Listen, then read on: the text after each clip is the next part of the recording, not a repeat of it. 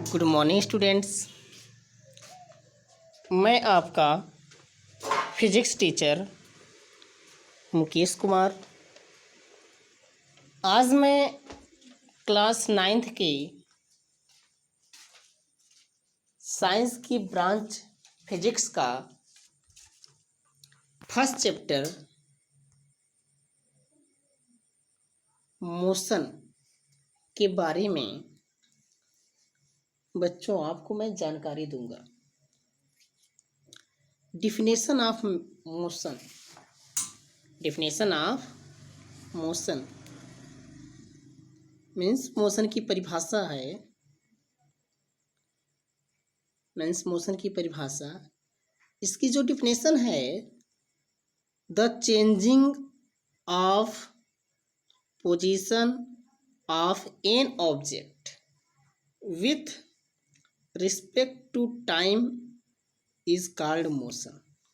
With respect to time is called motion. That means किसी वस्तु के स्थिति को समय के साथ बदलना या परिवर्तन करना गति कहलाता है। किसी वस्तु की स्थिति को समय के साथ बदलना या परिवर्तन करना गति कहलाता है। नेक्स्ट हेडिंग है सम डिफिनेशन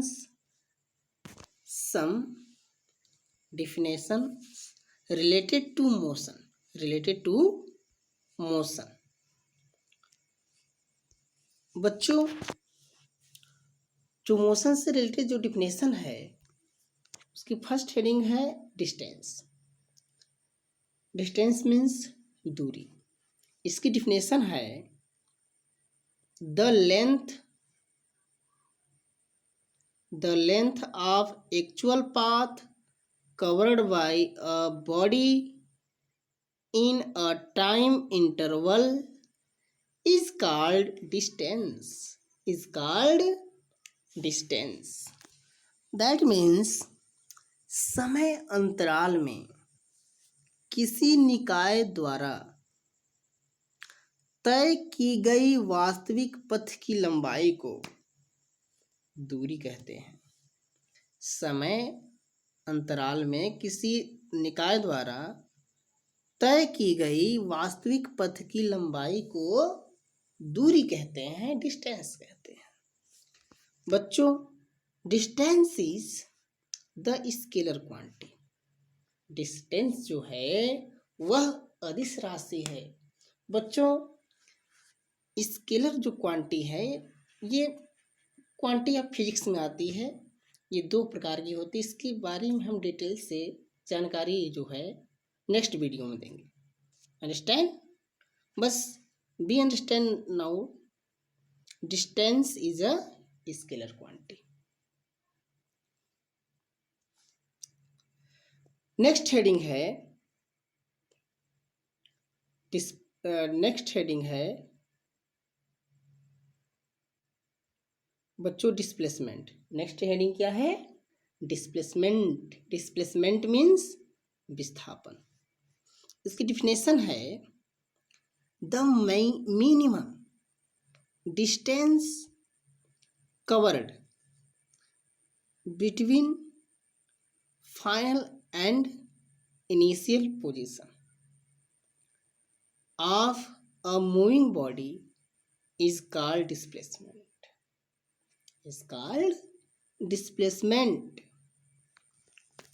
That means किसी गतिमान वस्तु की प्रारंभिक तथा अंतिम स्थिति के बीच की न्यूनतम दूरी को विस्थापन कहते हैं। किसी गतिमान वस्तु की प्रारंभिक तथा अंतिम स्थिति के बीच की न्यूनतम दूरी को विस्थापन कहते हैं। बच्चों, जो डिस्प्लेसमेंट होता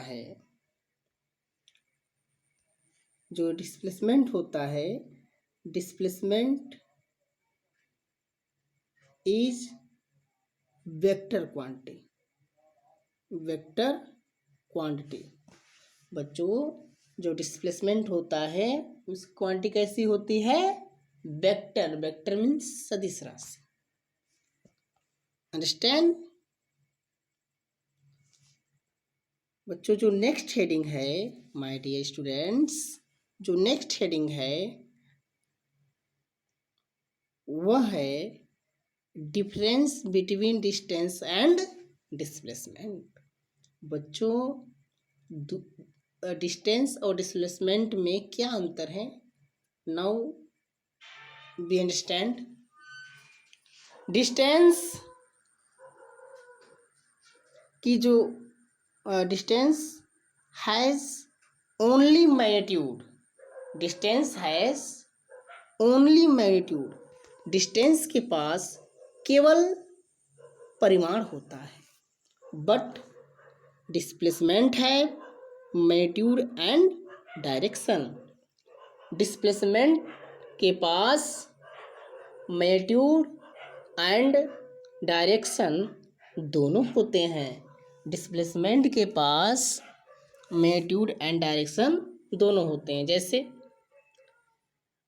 अगर हम बात करें डिस्टेंस की, तो distance has only magnitude means distance, जैसे कोई ये 2 किलोमीटर गया, मतलब चला गया, तो वो कवर हुआ 2 kg, तो only this is magnitude not direction. But displacement 2 kilometre cover किया in east, then we can say that displacement. Understand?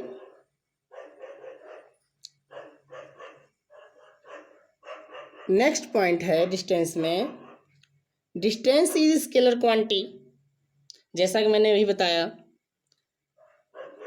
Displacement is a vector quantity, जैसा कि अभी मैंने इसको भी बारे में बताया, और इसके बारे में डिटेल्स से बच्चों जानकारी मैं नेक्स्ट वीडियो में दूंगा। थर्ड पॉइंट जो है वेरी इंपॉर्टेंट है,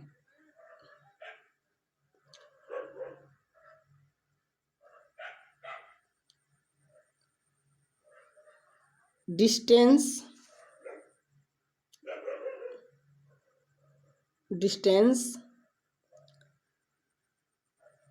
traveled by a moving body can never be zero, can never be zero। Distance जो है किसी बॉडी के द्वारा अगर ट्रेवल हो तो वह जीरो कभी नहीं हो सकती। अगर कोई बॉडी चले तो उसकी जो डिस्टेंस है वो कभी जीरो नहीं हो सकती। But displacement of a moving body may also be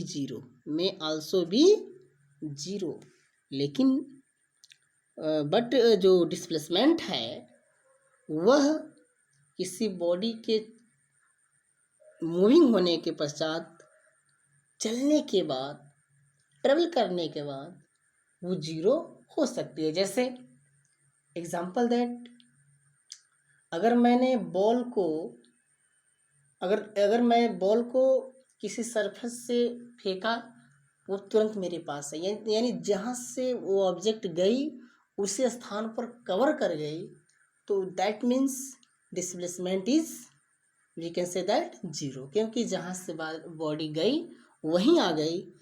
in this case displacement is zero, but distance is not zero. But distance जो है वो जीरो नहीं हो सकती। Understand? Okay, thanks for watching this video. I hope you will like and subscribe, then you will find next video related this video. Okay, thanks for watching this video.